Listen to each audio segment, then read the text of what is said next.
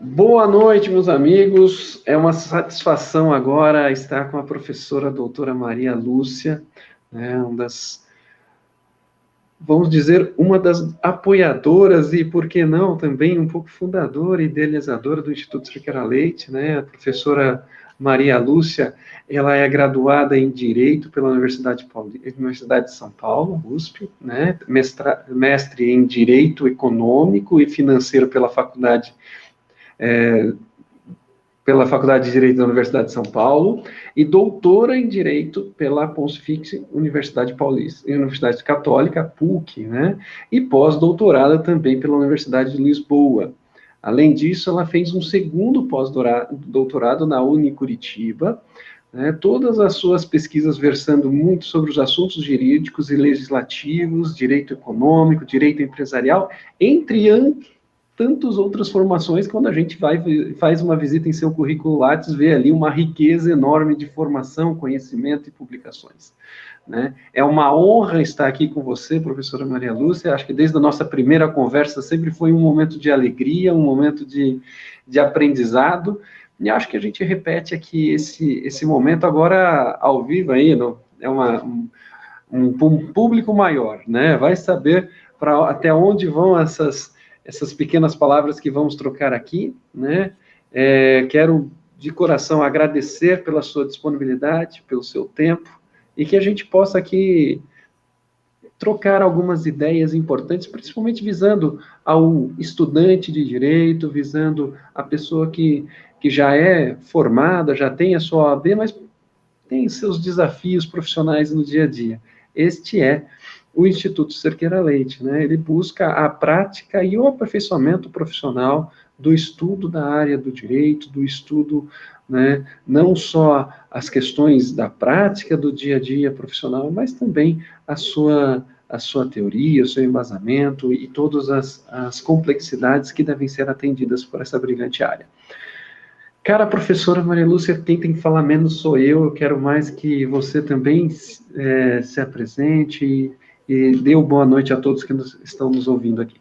Bom, então, muito boa noite, professor Luiz, é uma honra estar aqui com vocês, aqui o Instituto Cerqueira Leite é um projeto muito interessante, idealizado pelo Dr. Ricardo Cerqueira Leite, inicialmente, né, que é um profissional estudioso do direito, né, e também por todos os colaboradores do Dr. Leite, entre eles o professor Luiz, que é aqui quem está falando aqui com a gente, quem está aqui nesse diálogo, né?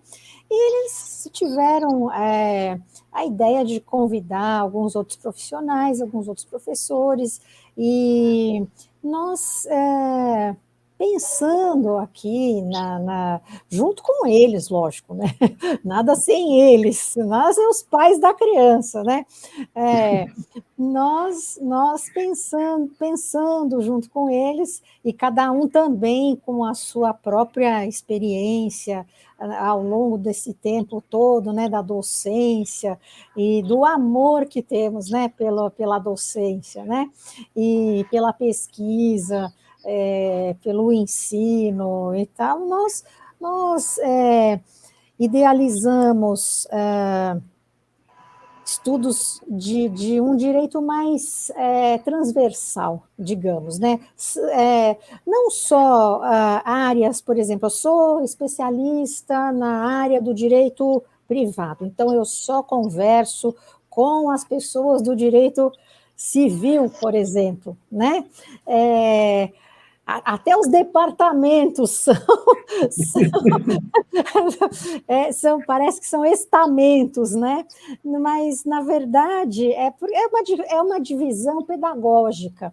Mas a gente pensou no sentido de o civil ele tem pontos de contato com o comercial, né, que é o empresarial, que por sua vez, tem pontos de contato com o internacional, que tem pontos de contato com o internacional público, que tem pontos de contato com o internacional privado, e assim né?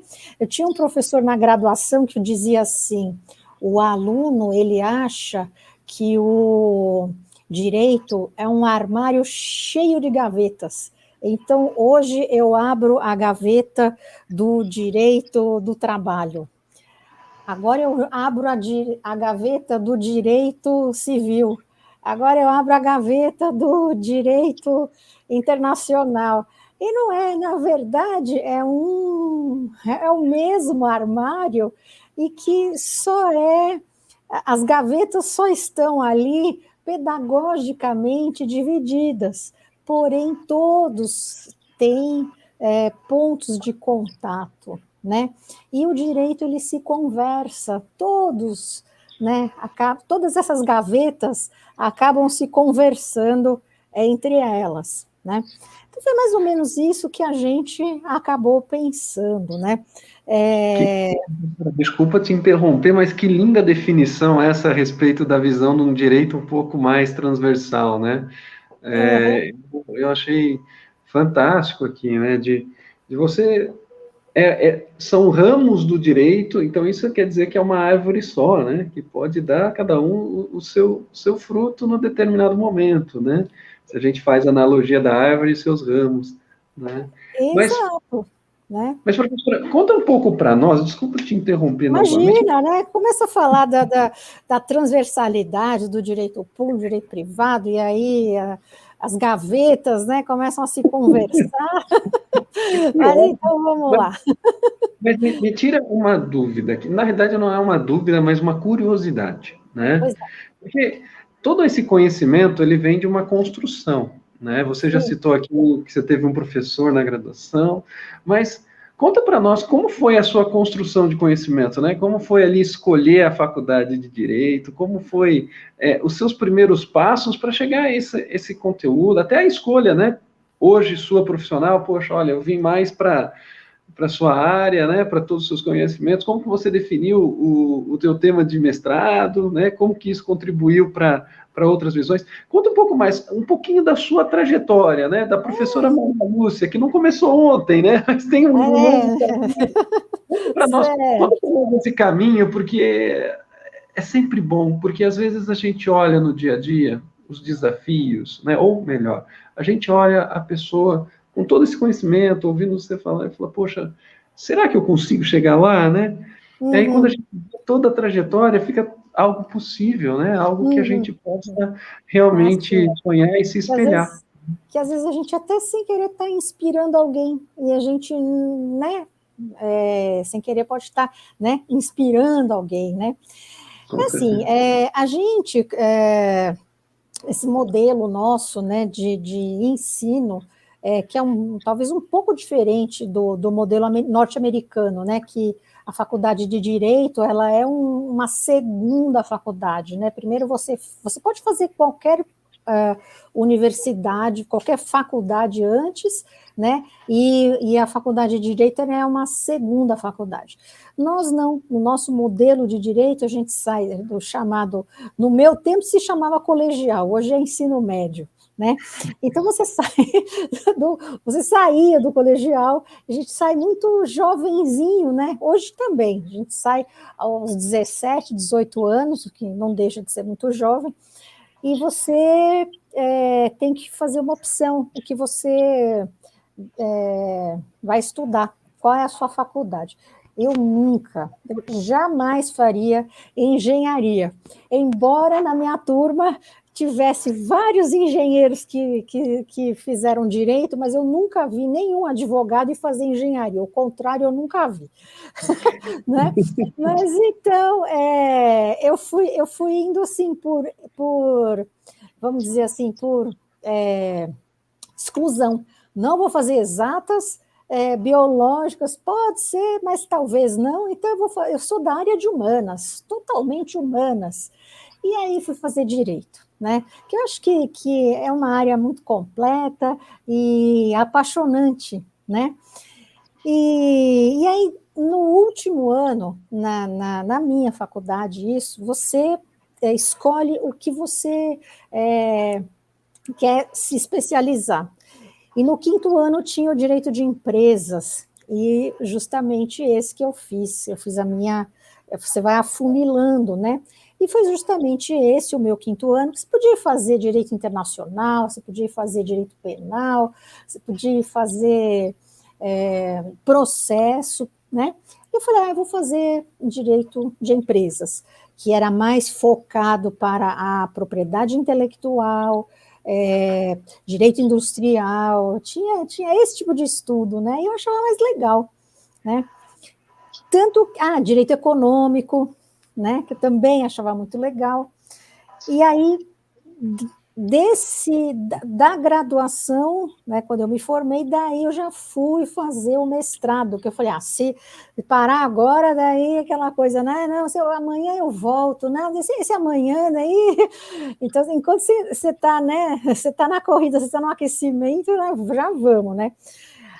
Naquela época, eles estavam estudando o direito do consumidor, estava começando a se falar no direito do consumidor aqui no Brasil.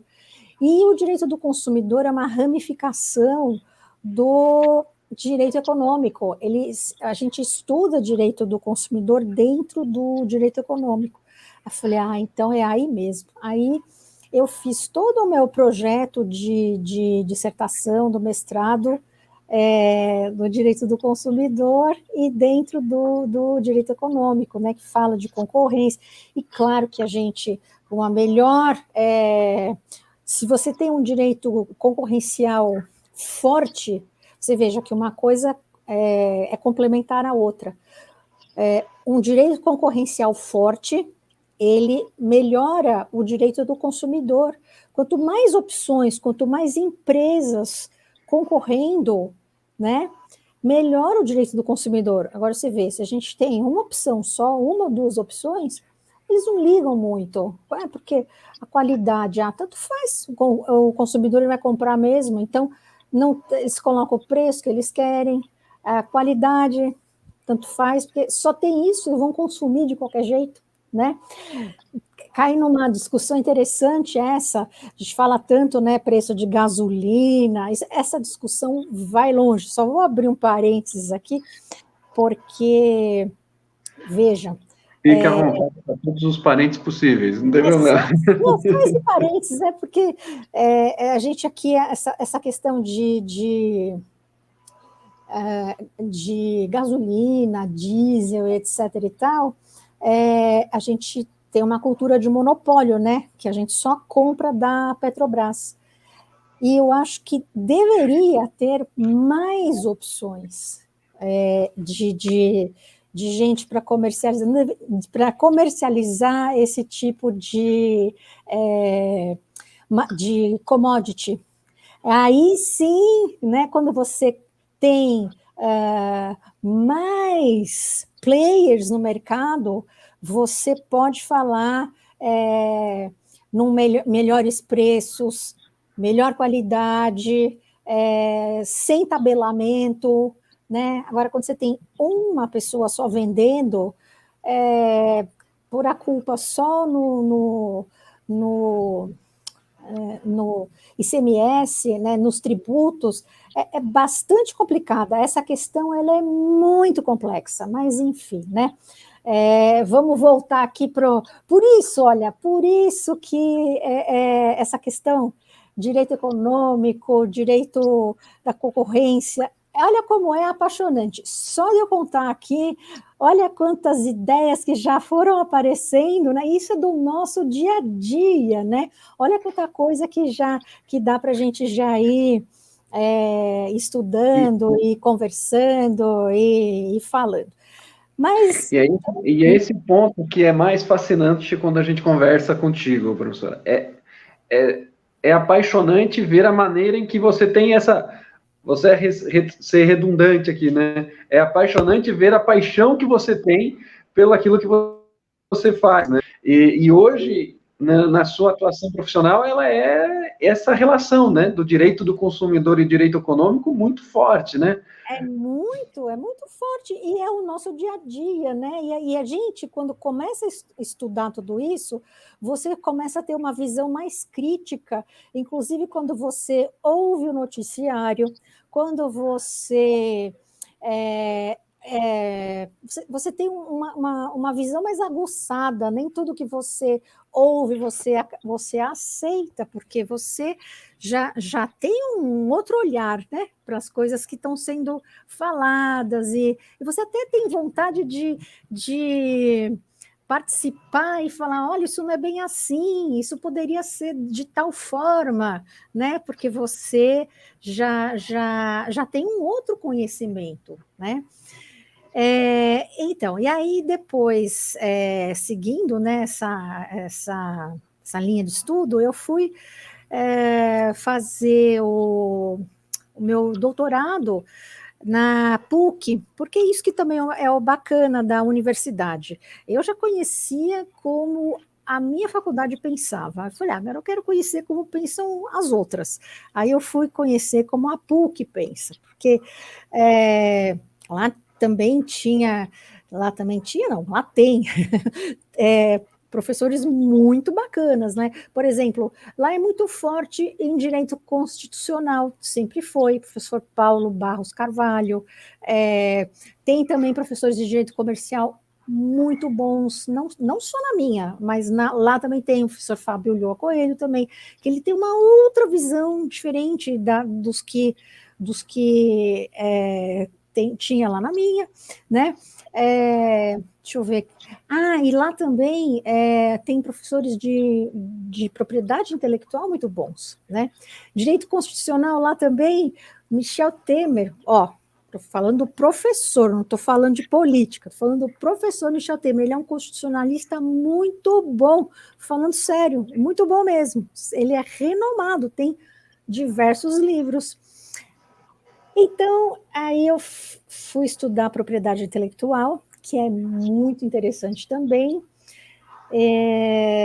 A gente fala daí da área de patentes, marcas, teoria geral das marcas. Teoria geral das marcas é muito interessante. Marca, ela sempre te dá uma ideia de alguma coisa, né? Ela te vende uma ideia de alguma coisa. Se eu falo aqui Rolex, você já está pensando em alguma coisa. Rolex, você já se imagina em algum lugar. Se eu falar Cartier, você já se imagina em outro lugar. Se eu falar. Enfim, se eu falo qualquer marca notória, se eu falar Cândida, você já vai imaginar a marca e o produto, porque essa marca já se confundiu com o produto. Enfim, é muito interessante também, né? Essa disciplina. E aí, depois eu fui para Lisboa, que também é muito. Conheci o professor Oliveira Ascensão, que ele é muito interessante. Portugal, né? Portugal é conhecido nessa área de direito da propriedade intelectual, direito do autor, né? E eu tenho até alguma coisa publicada lá em Lisboa também, foi falar de alguma coisa de propriedade intelectual, teoria geral de marca, do direito como é que se fala, da licença compulsória de patente, isso foi recentemente, voltou agora à tona essa questão da licença compulsória da patente por conta das vacinas, né? Da vacina de Covid. Mas não fui eu que falei isso, não. Na época eu falei sobre licença compulsória na questão do medicamento da AIDS. Você vê que eu sou daquela época ainda, não sou desta. Não falei de licença compulsória de vacina de Covid. Não estou ainda tão moderninha. Mas eu sei que são assuntos interessantíssimos, né? E agora eu faço parte de um grupo de pesquisa na Universidade Federal do Paraná, que trata dessas questões aí de direito da propriedade intelectual, falando aí enfim, dessas questões mais atuais, do acordo TRIPS, né, que se aplica aqui no Brasil, enfim, estamos estudando isso daí agora, né? Mas atuação profissional, né? A aula é sempre muito interessante, porque manter contato com o aluno é sempre muito gostoso. Eu acho que isso que deixa a gente sempre jovem, né? E assim, atuação profissional eu gosto mais, acho mais interessante, acho bem mais legal a gente fazer, vamos dizer, a antessala, né, do contencioso, que é a parte de tentar sempre fazer acordos, tentar costurar as conciliações, as mediações, né? Então, eu faço mais essa parte aí, no cível, não na área da família, mas no cível, estou mais aí nessa área aí. E aí eu devolvo agora a palavra ao doutor, agora que acabou falando, fui eu. Falando de acordos, eu acho que é legal você ter citado que é uma parte de... Isso acho que é um talento do profissional do direito, né? Eu acredito que a arte de conciliar, né? E isso, ao mesmo tempo que é para poucos, você vê que quando se desenvolve, soluciona muito, né? E até uma das coisas que eu queria sentir de você, né? Você hoje atua buscando estes acordos, né? Essa é a sua função ali no tribunal e tudo mais. Mas diz para nós, numa sociedade que cada vez mais busca o conflito, às vezes, é só olhar um pouquinho em volta, a gente vê que está borbulhando até causas que poderiam ser resolvidas antes da causa, né? Só com diálogo, né? Como que é esta vivência profissional em que o clima está mais agitado, né? E ao mesmo tempo ele está propenso ao profissional a ter buscar aquele equilíbrio, ou seja, a atuação do profissional ela vai ficar ainda mais destacada, né? Se assim o fizer e se especializar. Como foi? Conta para nós qual é a sua atuação e como você acredita que faz diferença numa sociedade a sua atuação. Olha, essa pergunta é bastante interessante, né? Porque realmente aqui no Brasil a gente tem essa cultura da sentença, né? Pode até se dizer, né? Que é a cultura da sentença. Pode até a gente falar assim: tem aqui no Brasil um processo para cada brasileiro. Tamanho é o volume, tamanha a extensão de processos que existem, né, no judiciário, de modo geral, não é só aqui em São Paulo, não, é de modo geral, de todo o Brasil, um volume imenso de causas, né, mas é uma cultura mesmo, o brasileiro ele tem essa cultura, mas também não é por culpa só do brasileiro, é porque na faculdade ele sai tendo aprendido só isso, ele aprende todos os tipos de recurso, ele aprende no processo civil, ele só aprende, justamente o nome já diz, né? Você só aprende a processar o próximo, ele não aprende a compor, ele não aprende a fazer autocomposição, ele não aprende a fazer conciliação, mediação, negociação, ele não aprende isso, né? Porque não é ainda uma disciplina que faça parte das grades das universidades, né?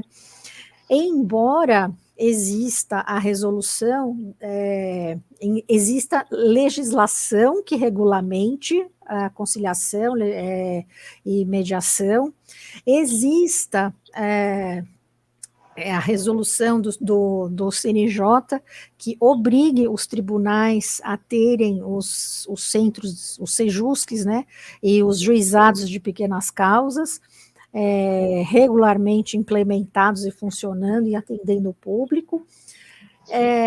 Porém, são poucos os que acreditam mesmo nessa cultura vamos dizer, vamos chamar a cultura da paz.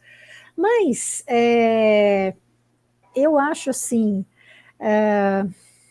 existem pessoas como eu e como diversos colegas que acreditam e que é um trabalho que a gente faz, que a gente pode fazer até nos nossos condomínios, né? Em vez de levar tudo para eu estou brigando aqui por causa do meu vizinho, por causa da vaga que estacionou mais para cá, porque estacionou mais para lá, isso, ao invés de judicializar, promova nos seus condomínios a cultura da conciliação, da mediação.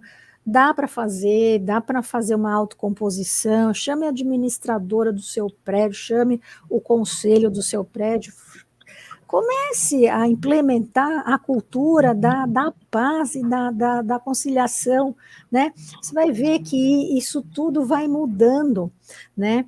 Agora, tem questões que não são, que não dá para ser conciliável, né? Claro que um latrocínio não vai dar para ter que. Aí existem questões que não dá, né? Existem Mas casos e casos, né? casos e casos, né? Mas guarda de filho, essas questões de família, elas fazem mais parte da mediação, porque são relações continuadas. As questões de condomínio também são relações continuadas. Não vai deixar de ser meu vizinho, vai continuar sendo meu vizinho. Então, não é assim, por exemplo, uma batida de automóvel que a gente resolveu, paga para B e tal, acabou. Isso é uma conciliação, é uma questão pontual que foi decidida naquele dia e acabou.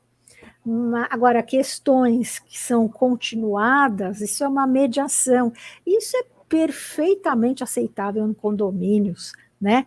Aliás, deve ser implementado nos condomínios, né? E as pessoas deveriam fazer mais uso dessa política, né? Ao invés de tudo e parar, tem coisas que às vezes eu vejo lá no juizado especial e falo assim, meu Deus, isso aqui era tão simples de resolver, era só ter orientado o conselho, ter tido alguém para explicar, para promover isso no próprio condomínio, no próprio conselho, para ensinar, né? Não precisava movimentar toda a máquina do judiciário, né? Mas, enfim, um dia a gente chega lá e no próprio judiciário também precisaria de uma reforma, talvez, para dar um pouco mais de autonomia para os próprios conciliadores, para que pudessem também solucionar mais rapidamente algumas questões, né? E diminuir um pouco o volume de processos, né? Que vão para os magistrados, né? E deixar coisas mais complexas, questões de teses, porque a gente não discute direito, a gente não entra em mérito, a gente não entra em questões de direito, a gente não entra nessas discussões mais imbricadas. Deixar essas questões, por exemplo, de anatocismo, né? Isso tem praticamente todo dia lá, coisa de cartão de crédito, coisa com banco, coisa com. Todo dia. Mas aí teria que ser para o juiz mesmo, né? Porque ele vai entrar, ele vai aprofundar a discussão. Olha, esta cobrança é indevida, porque aí ele vai detalhar o que é juros sobre juros, o que está sendo cobrado a mais, o que pode, o que não pode, entende? isso aí fica, essas questões mais profundas ficariam a cargo do magistrado. Tem dias que eu tenho vontade de ir lá falar para o diretor da FEBRABAN, escuta aqui, meu filho, senta aqui. Vem cá. Vem cá. Olha aqui. Isso aqui. Vamos bater um papo aqui, vamos lá. Vai lá, agora eu virei o diretor da FEBRABAN. Então me ajuda aqui, fala comigo aqui, então. Vai. Isso aqui, tá vendo aqui? Isso aqui não precisava vir aqui para o judiciário, isso aqui é uma questão de treinamento de funcionário, isso aqui é encerramento de conta, isso aqui o funcionário lá podia ter feito, não precisava ter mandado o nome do correntista para o Serasa, tá vendo? Isso aqui não precisava ter vindo aqui, era só... Agora, esse outro aqui, tá vendo aqui? Esse aqui, que é juros sobre juros, esse aqui eu concordo. Vamos caminhar para o juízo, tá tudo certo. Né? Agora, tá vendo esse aqui, que é fraude, o cartão, esse aqui, né? Pelo amor de Deus, quando é que vocês vão dar mais segurança para os correntistas? Não, sensacional. Mas me tira uma dúvida aqui, né? Agora sim. Vamos lá, se eu souber, né? Em cima do que você foi falando, eu vou captando algumas palavras que eu sinto como palavras-chave, né? E você falou muito sobre a negociação, né? Mediação, negociação. Aí eu venho com a pergunta que é o seguinte: mediação ou negociação, ou a maneira que fica mais claro para cada um entender, ela é um dom, ela é uma arte, ou ela é algo, uma habilidade que pode ser desenvolvida se a gente olhar com um olhar específico? Olha, é algo que pode ser treinado, né? E existem vários mecanismos, né? E tudo bem que você já pode ter uma aptidão, assim, vamos dizer, eu gosto de lidar com pessoas. Isso ajuda bastante, né? Eu tenho paciência para lidar com pessoas, eu sou empático, isso ajuda bastante. Aí você vai aprender você vai treinar como que você faz tudo isso, né? Como você faz as audiências, como você lida com as pessoas, como você recebe as pessoas, como você... enfim, como você treina tudo isso, né? Porque não é regrado, né? Tem algumas regras, porque não é tudo que se pode falar, tem formas para você falar, né? Então, você vai treinando tudo isso, né? E tem cursos também para você aprender, né? Professora, eu estou interessado num curso seu de mediação, com toda essa bagagem, até eu me inscrevo ali para aprender um pouco mais. Mas que bom que é algo, né? Porque a gente, lógico que tudo depende de uma aptidão também pessoal, né? De você ter interesse da área. Eu acho que isso faz a diferença, principalmente quando você escolhe uma carreira, né? E as carreiras também você descobre, né? Tem certos momentos, que nem você relatou aqui na sua trajetória, né? Você estava na faculdade e descobriu uma parte que era do direito do consumidor, associado ao direito econômico, né? Um estudo nos leva a grande... Eu gosto muito da frase de um educador, né? Gordon B. Hinckley, que ele fala que a educação é a chave da oportunidade, né? E é bonito de ver isso na sua trajetória e é interessante quando você ressalta, pode ser adquirido, né? Pode ser estudado, é uma habilidade que pode ser desenvolvida. Lógico, todos nós temos dons, temos talentos que são natos, né? Mas até aquilo que é nato, se não for treinado, se não for usado, acaba sendo perdido, né? Então, esse é o fascínio da educação e da profissão, né? Exato. Mas estamos na nossa segunda meia hora aqui, já caminhando, você viu como passou rápido, sensacional. Rápido, né? Nós temos uma previsão de 60 minutos, já estamos em 35 aqui, mas não tem problema de a gente fazer alguns acréscimos regulamentares. Se para jogo de futebol pode, a gente também pode fazer aqui, né? Tá certo. Mas eu queria ver contigo hoje, ao olhar, né? A gente já viu aqui um olhar de carreira, né? A gente viu aqui um olhar de sociedade, né? Numa sociedade cada vez mais conflituosa, você busca mediação, né? E agora, se fosse para dar um conselho para uma pessoa que está se preparando para a prova da ordem, ou seja, ela está lá no seu, vamos dizer, oitavo, nono semestre do curso de Direito, está com uma série de preocupações, né? Entre elas, gostei de várias áreas, não escolhi nenhuma ainda, eu tenho meu TCC para terminar, eu tenho OAB para fazer, eu não sei se eu faço concurso para promotoria, não sei o que eu faço, está naquela fase que eu chamo de fervor, né? Você está borbulhando de ideias e que a sociedade muitas vezes cobra respostas, né? O que você diria de conselho para essa pessoa, professora? Eu falaria para fazer a prova da OAB na área civil, né? Eu sou suspeita, né? Assim, não vai fazer Tem gente que vai fazer área penal, vai fazer um habeas corpus. Tudo bem também. Tem muita gente que faz e tem muita gente que se dá super bem nessa área, né? E depois vai fazer concurso para o Ministério Público, tudo bem também, né? Mas daí você tem que saber aquilo que você gosta, né? É a sua vocação? É direito público? A ser delegado? São essas carreiras? É nessa vertente? É nessa área? Né? Agora, se não for, mas de qualquer jeito, tem gente que fala assim: não vou fazer o AB porque eu vou fazer concurso público. Mas o mundo, as pessoas, tudo muda, né?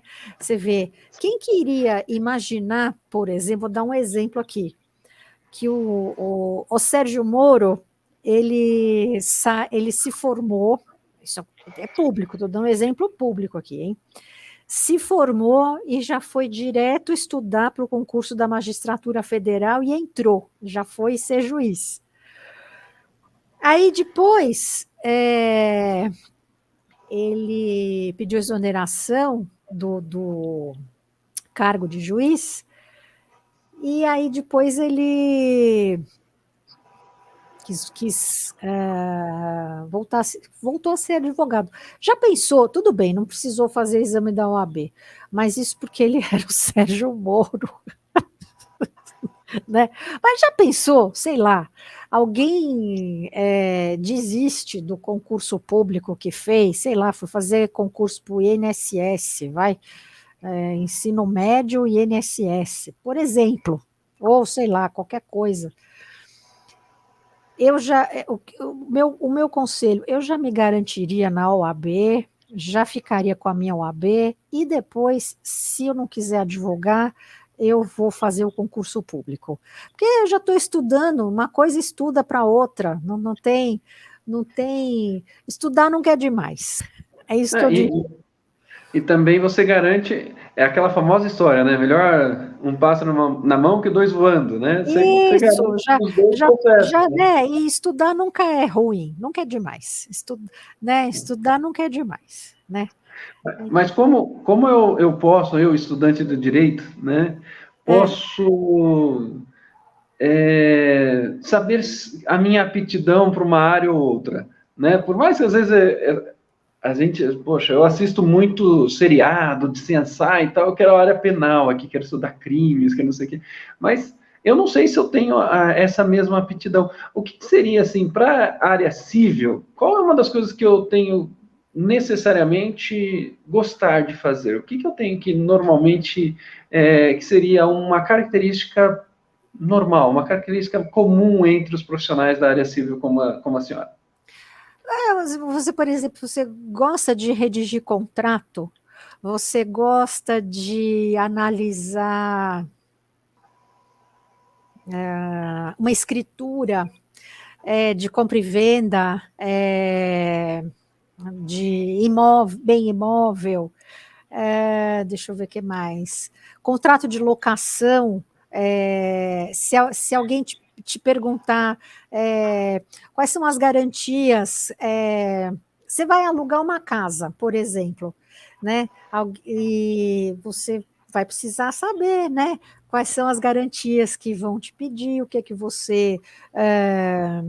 Será que o que estão me pedindo aqui nesse contrato está certo ou não está? Pode, estão me pedindo garantias a mais? Será que podem pedir duas garantias? Podem me pedir um fiador e uma caução juntos? Isso está certo? Isso tudo é da área civil, né? Se resolver ir para a área comercial, do direito comercial, falência, por exemplo, analisar quais são os documentos necessários para um pedido de falência. Falou-se tanto, né, em falência aqui nessa época de pandemia, né? Foram 830 mil microempresas. Aliás, o que é microempresa? Empresa de pequeno porte? Qual que é a diferença? Onde é que se registra uma microempresa, empresa de pequeno porte? Em que órgão? Junta comercial? No cartório? Onde é que se registram esses contratos sociais, né? Que mais? Petição inicial, o que a gente pode pedir numa... Vamos falar vou falar de novo de banco. Você está... Você perdeu o seu cartão de crédito. Não estou dando o nome de nenhum banco, mas você perdeu o seu cartão de débito. E, de repente, você contratou aquele seguro cartão, né? Aí você vai lá, entra no portal lá do seu banco e fala assim: eu vou pleitear o seguro, porque eu contratei, mas eu perdi o meu cartão. Aí o seu seguro nega o reembolso, né? E o seu cartão é utilizado, né? A noite inteira aí, por aí, né? E fazem aquela lambança na sua conta, com a sua senha. Mas o seu cartão tem seguro, né? Aí você quer o reembolso, tá certo? Você quer o reembolso, porque você contratou. Aí o banco fala que não. Olha o dedinho do banco, ó, não, não, não, não, não. Aí o que você faz? Você fala assim, então, isto é um trabalho para o superjuizado especial de pequenas causas. Isso é daqueles que eu tenho vontade de chamar, escuta aqui, vem cá, senta aqui, ó. Porque você contratou, mas aí o seguro fala que não vai te reembolsar. Mas você fala, mas como? Está aqui, está contratado. Fala, não, mas você não foi sob grave ameaça. Mas fala, mas então eu tinha que ter perdido o meu cartão, e além de ter perdido o meu cartão, eu tinha que ter perdido o meu cartão com uma arma na minha cabeça? Só assim eu seria reembolsado? Ora, fiz aqui um BO e tudo mais. Então, você tem que judicializar. Isso é da área civil também, né? Tá lá. Isso tem quase toda semana, tem assim a tarde inteira desse tipo de questão, né? Lá no nosso super juizado especial de pequenas... Falando isso, seu dia a dia, professora, como é que é o seu dia a dia? Vamos lá, conta para nós. Professora Maria Lúcia acorda e vai para o tribunal. Como é que é seu dia a dia? Conta para nós. Não, a gente... emoção, como que é? A gente tem plantão 2 vezes por semana, né? Mas o dia a dia eu tenho as coisas assim que eu estudo naturalmente, que são os casos particulares, né? Mas que envolvem mais ou menos os mesmos tipos de questão, né? Só que não necessariamente os do tribunal, né? São de outras outras pessoas, né? E não nesse tribunal, logicamente, porque senão eu não poderia estar participando, né? E outra coisa também, sou conselheira aqui no meu condomínio, né? Então, aqui no meu condomínio a gente tem sessões de conciliação, né? Então, aqui a gente qualquer coisa que dê para evitar judicializar, a gente não judicializa, né? Isso aqui, a gente tem a super cultura da paz aqui, né? Deixa eu ver o que mais. Basicamente é isso. Tenho 2 filhos. Que mais que eu posso contar para vocês? Gosto de escrever, escrevo artigos também às vezes, né? Gosto de publicar artigos. Então, acho que basicamente esse é o dia a dia. Que fantástico, professora, que fantástico. Então, podemos dizer que há vida além do direito, né? Além de toda a parte profissional, há vida, né? Tem filhos, tem tudo aí. Que bom, que bom. Isso. Uma das coisas que agora vamos para uma parte aí na reta final de um bate-bola, tá? Um bate-bola aqui, eu te faço uma pergunta, você me fala o que te chama atenção, o que te interessa, né? Tá. Vamos lá. Um lazer, qual que é? Eu adoro ver série. Adoro ver séries. Aproveita e dá 2 dicas de série, então, que é imperdível. Olha, eu assisti Suits. Essa é imperdível. Imperdível. Eu assisti, assim, recomendo. E eu gostei muito também daquela menininha, Anne with an E. Anne with an E. Anne with an E. Principalmente por causa da fotografia. Se passa no Canadá, uma coisa maravilhosa, assim, a fotografia. Bárbaro, adorei. E o Suits eu gostei demais, o Harvey Specter, gostei muito. Não, falando em arte de negociação, ele se destaca, né? Aliás, aquele método Harvard deles é muito isso, né? O estilo de negociação que a gente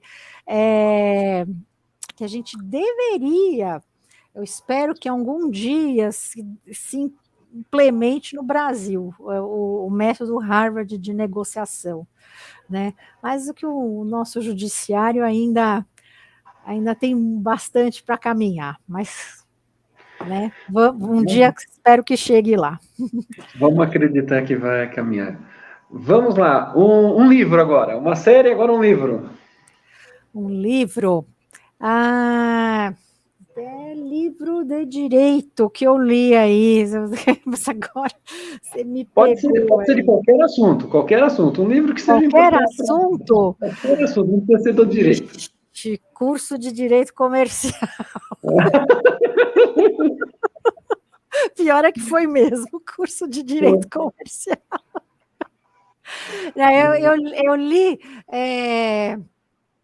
Eu li alguma coisa sobre propriedade intelectual, mas que está dentro de curso de direito comercial, né? Como eu falei, que eu tô naquele grupo lá da propriedade intelectual lá da Federal do Paraná, então eu li alguma coisa sobre propriedade intelectual no curso de direito comercial. Perfeito. Né? Olha só, hein? Um almoço perfeito é? Um almoço perfeito é nhoque. Nhoque é o molho sugo. Adoro. Nossa, isso... Com família de amigos e uma bela Coca-Cola, é isso? Nossa, perfeito. Que ótimo. Né? Nós, dentro, ser professor, ser professora, significa... Significa uma carreira maravilhosa que eu exerci por mais de 20 anos e eu realmente adorei. Foi muito bom, foi um tempo muito, muito, muito bom na minha vida. Gostei, aquelas crianças lá que eu gostava muito. E ser profissional do direito é? Eu acho que é uma carreira muito linda, eu acho que eu talvez seja uma tentativa da gente ser ouvido, né? Da gente tentar exercer a democracia, né? Eu acho que é mais ou menos isso, né? A gente minimizar as injustiças, eu acredito nisso. Eu vejo que assim, de uma forma mais abrangente, né? Não vejo só através do meu direito, mas eu vejo assim o direito como um todo, né? Certo. De tudo que eu escrevi, o que eu queria ler no coração dos meus filhos?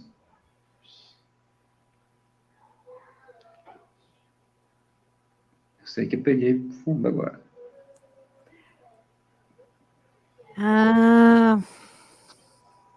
De tudo que eu escrevi, o que eu queria ler no coração dos meus filhos.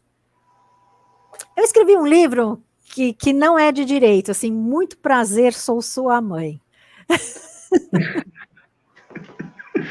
Olha, passa o link desse livro, vamos divulgar. Foi assim, foi vendido, vendeu tudo, né? Assim, aquele tipo frases de mãe, sabe? E com ilustração, sabe? Foi muito, muito Lindo, que legal. lindo.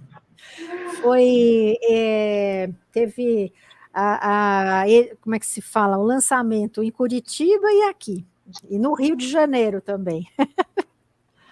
Que legal, que legal. Né? Tem previsão de uma segunda edição já ou não? Vou até perguntar, que a editora é do Paraná, então vou até perguntar se eles poderiam. Teria que fazer alguns acréscimos, né? Fazer uma segunda edição. Eu vou ver lá. Que lindo, perfeito. Seria Então, legal. podemos dizer que se você lê Prazer, Eu Sou Sua Mãe, é uma conquista. Isso, né? Legal, que legal. Né? Um sonho. Olha, um sonho, você fala assim de um sonho, um ideal ou uma coisa assim, tipo, pode ser uma viagem? Assim, depende. Eu gosto de definir o sonho como o inédito viável. Então, vamos ver, um sonho, um ideal. No momento, eu gostaria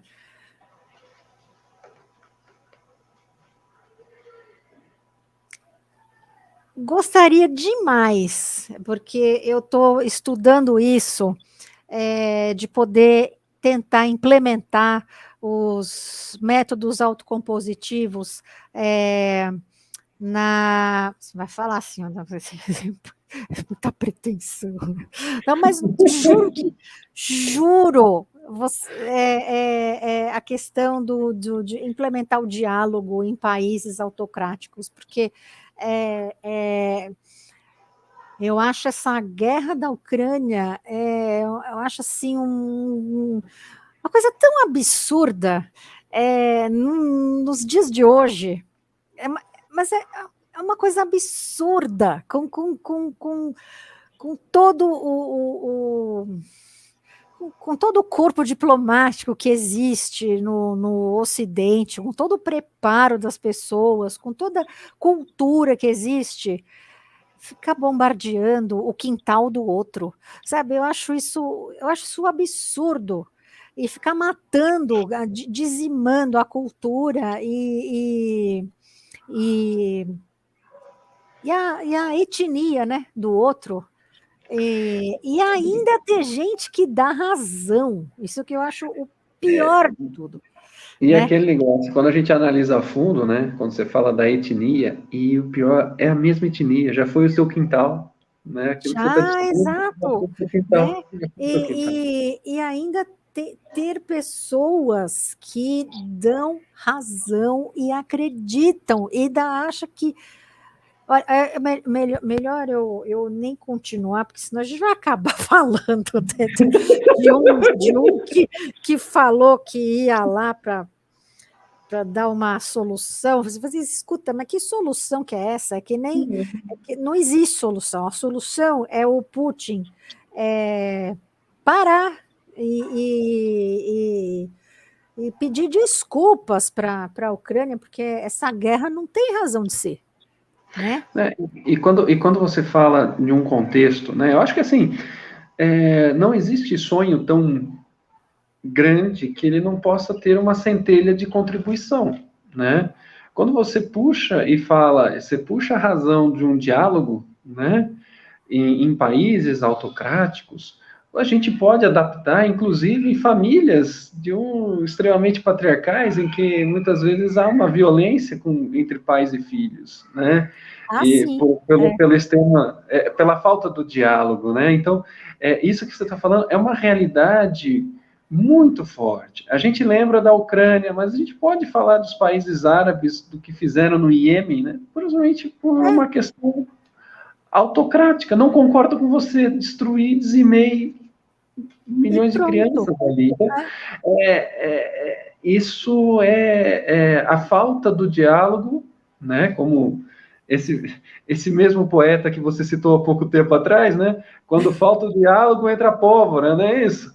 Então, já mostra o que pensa, né? Eu acho assim, quando falta o diálogo, é o momento de os dois ficarem quietinhos, pensar e voltar a conversar no dia seguinte, né?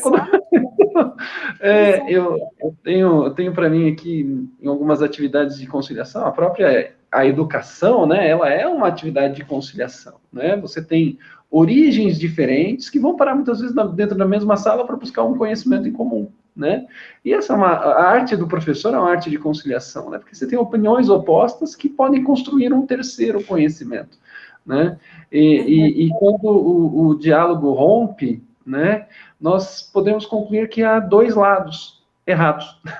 Então, a gente precisa ter sempre abertura ao diálogo, porque, resumindo o que eu quero dizer, e deixar assim aqui a nossa conversa, é que a sua opinião ela pode estar tão certa como tão errada quanto a minha. Né? O que o diálogo é o melhor consenso. Ela traz lá muito mais proveito quando nós compormos duas ideias boas, né? Ou até duas ruins, que de repente vira uma boa. Aí eu só ia concluir que, por exemplo, aqui no Brasil, quando você discorda, mesmo assim, em banca essas bancas, né, de mestrado ou de doutorado, quando tem arguições, né, quando um examinador discorda do outro, normalmente eles costumam fazer arguições discordantes e eles brigam entre si através do candidato nas suas arguições, né? E às vezes, quando as teses são discordantes, tem doutrinador que não fala com o outro, né? Isso é engraçado porque na Europa você percebe que quando um doutrinador é discordante do outro, eles convidam para tomar um café. Você discorda de mim por quê? Eu gostaria de conhecer o seu ponto de vista. Existe, ao contrário, existe uma empatia. Eu quero conhecer por que você discorda de mim, eu quero saber onde que é o ponto, né? E vice-versa, né? Não é que fica aqui o brasileiro fica de mal, em resumo. Não gosta de mim. Isso, ele leva para o lado pessoal. Professor Cortella tem uma história sensacional, né? Que ele conta que na universidade, né, toda vez que ele publicava um livro, ele tinha um colega que ele tinha uma certa antipatia natural, né? E toda vez que ele publicava um livro, ele sabia da onde vinha a maior crítica. Era daquele colega, né? Que na realidade não era colega, era um desafeto. Né? Ele fala que desde os tempos do mestrado. Então, qualquer publicação ele ia. E até que uma vez ele começou a parar, depois da oitava obra, ele falou, demorou, não foi rápido. Depois da oitava obra, ele começou, chegou para essa pessoa, que eles se encontravam sempre na sala dos professores, não tem, o mundo acadêmico e profissional é muito pequeno, seja ele qual for, né? E ele falou, olha, ele deu conta que ele estava errado, né? Porque toda vez que a pessoa criticava, ele ficava extremamente enfurecido, né? E aí quando ele sentava para escrever, ele já pensava naquela pessoa, falou, onde ele vai pegar no meu pé? E aí ele já escrevia. Depois, lá no seu oitavo livro, ele chegou assim, antes da pessoa falar, a pessoa perguntou, você lançou, ela chegou a pessoa, você viu que eu lancei o livro? Estou sabendo. Já deixei uma cópia para você. E aí ele se deu conta o quanto a escrita dele, o quanto o conhecimento dele melhorou por ter uma pessoa que constantemente buscava os seus defeitos, né? Isso me ensinou muito, né? Me ensinou bastante, porque às vezes a pessoa ela te traz o contraditório, mesmo querendo te atingir pessoalmente, não importa a intencionalidade dela, mas o contraditório, ele é provocador, né?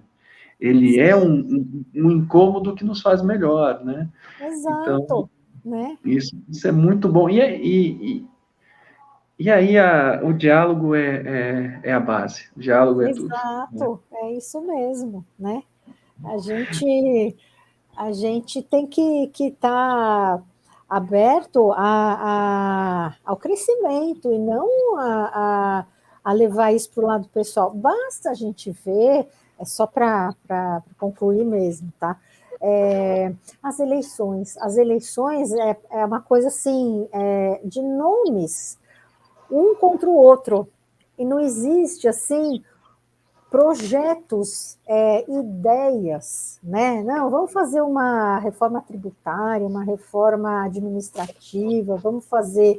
Não, é só nomes, né? E nomes parece uma coisa assim pessoal, e não deveria, né? Não deveria ser assim, né? É a mesma coisa se você tivesse como um juiz no tribunal, ou como a sua participação que você tem no tribunal, e você estivesse ali mais preocupado com quem é que está por trás do CPF do que a causa mesmo que está sendo pedida. Né? Exato. A gente está muito mais correndo atrás de qual CPF é mais bonito ou mais feio, ou qual tem menos defeito ou mais defeito, e muitas vezes esquecemos de olhar qual é a peça, né? Qual que é o contexto aqui, né? Onde que, né? Quem está propondo a melhor decisão ao juiz, né? Exato. Esse é um ponto, uma reflexão muito importante que você trouxe para nós hoje aqui, né? Muito obrigada.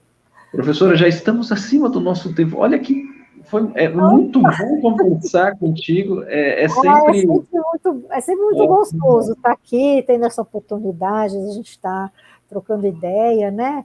E vamos manter o hábito, né?